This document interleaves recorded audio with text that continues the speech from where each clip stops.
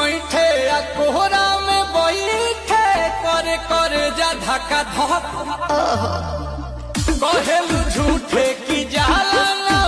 उठे होखेला हमारा कसक हटना